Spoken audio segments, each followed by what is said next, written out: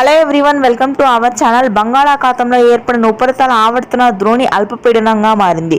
2 తెలుగు రాష్ట్రాల్లోనూ అతి భారీ వర్షాలు నమోదు కానున్నాయి రానున్నటువంటి 4 రోజుల పాటు. వివరాల్లోకి వెళ్లి వాతావరణ పరిస్థితులు తెలుసుకునే ముందు మీరు ఇంకా మన ఛానల్ని కనుక సబ్స్క్రైబ్ చేయనట్లయితే వెంటనే సబ్స్క్రైబ్ చేయండి. ఉత్తర కోస్తా, ఉత్తర తెలంగాణ భాగాల్లో అత్యధికంగా వర్షాలు నమోదు కానున్నాయి. తెలంగాణలోని ఆసిఫాబాద్, ఆదిలాబాద్, నిజామాబాద్, ఖమ్మం, భద్రాద్రి కొత్తగూడెం, సిరిసిల్ల, మెదక్, వరంగల్, కరీంనగర్ ప్రాంతాల్లో భారీ వర్షపాతం నమోదు కానుంది. ఇక హైదరాబాద్ నగర ప్రాంతంలో కూడా గత 2 రోజులుగా పూర్తి స్థాయిలో ఉష్ణోగ్రతలు తగ్గాయి.